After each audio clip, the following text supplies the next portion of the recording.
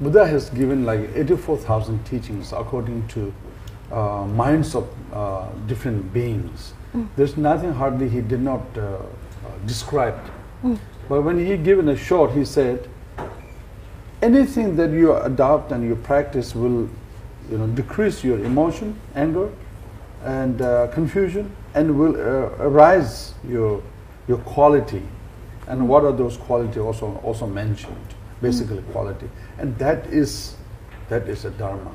And when you enter into the dharma, it's a beginning virtue, middle virtue, and virtues. We describe it that way in the sutra. What it means, beginning virtues, is you have to enter the dharma with not faith, blind faith, but you must apply hearing from master. Oh, okay. That include first you hearing, then you analyze it, then you apply it. Okay. Means you must have someone to guide you, and what you have learned must be analyzed properly, thoroughly. Yes. What you have analyzed properly, thoroughly must be, applied in your life to obtain that quality. Otherwise, you wouldn't be, the path would not be proper. In the way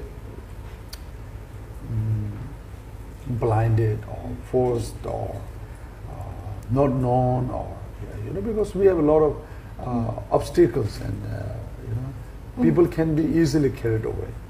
Okay. So that's why the procedure of hearing, analyzing, and then application is a one package. That how you enter into the path of Dharma. The reason why it has to go in that way, first hearing and then analyzing and then application, is the actual real Dharma is not what you hear from master and what you understood in your mind. That's not the ultimate Dharma. Okay. So that's why the final application makes a different sense. Because the real Dharma, the absolute Dharma, is what you achieve through that path, that practice. That is the real Dharma, what you achieve. Okay. So that's why that achievement has to come through commitment of or applying it, means doing it.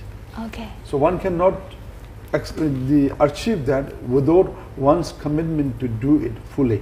Okay. In the way, it's like either it's practice or either it's meditation or whatever.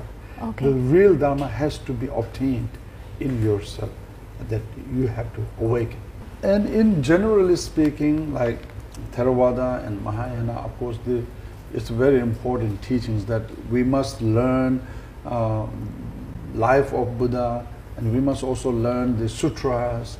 Then we will, our confusion, our doubts were dispelled, removed. And then after that, of course, we have to sit down to work with our own emotions and to realize our Buddha nature. Sit down. And then what is in Vajrayana is the direct instruction on how one can work with these emotions and how one can make our own mind realize that Buddha nature, which on the application side is more emphasized. Understand? Application side is more emphasized. So that's why in general in Buddhism it says Devu Dorjitepa. Devu means a fruit. Fruit yana is Vajrayana. Okay. So where it talks more on the fruit side. Not the path, but the fruit.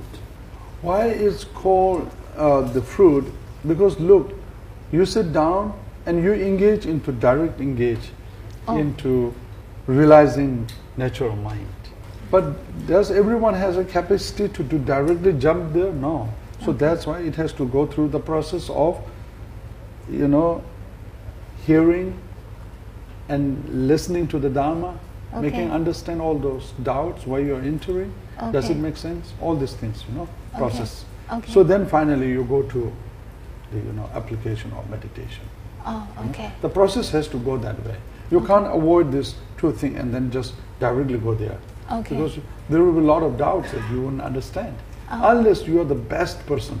Oh, okay. You know? Okay. Just pointing out is done and then you're enlightened. Okay. For that kind of person, this procedure is not required. Oh, But okay. most human beings must go through this procedure Okay. of learning, listening, analyzing, removal of all doubts, and Okay. then finally engage into the realizing of what I call is realizing. Yeah? Let's just put and look from a different angle. The Dharma actually is the mind of Buddha. Dharma is the mind of Buddha. No other than that. That's why through the practice of Dharma, we obtain the result also Dharma. We obtain Dharma. Okay. Because Dharma itself is the mind of Buddha. Okay. Okay?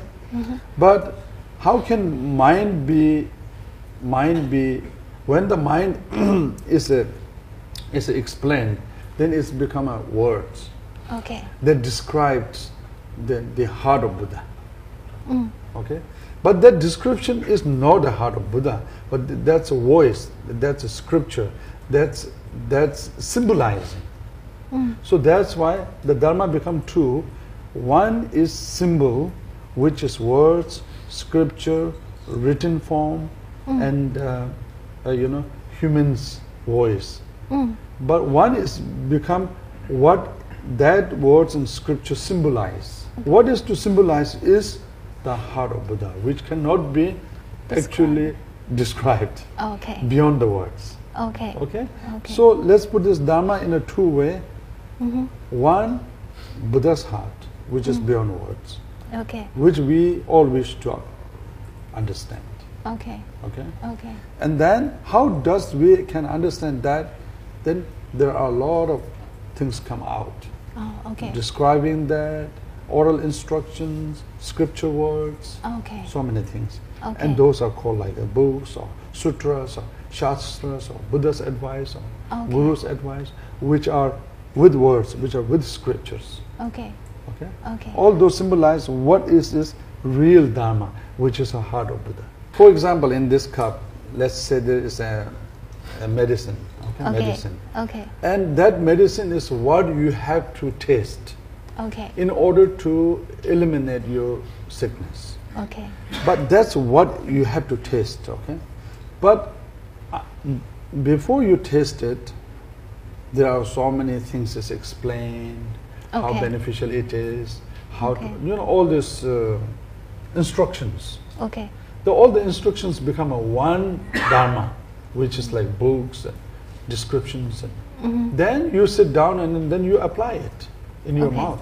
Okay. And that's become another Dharma, yeah? It's a Oh, real okay. Dharma that you Okay. are experiencing. Okay. And not only experiencing, but actually working to antidote your problem. That your problem Okay. cannot never be solved, Yeah. only understanding that description Oh, okay. I see. of that what I'm holding. Okay, I see. Until you take it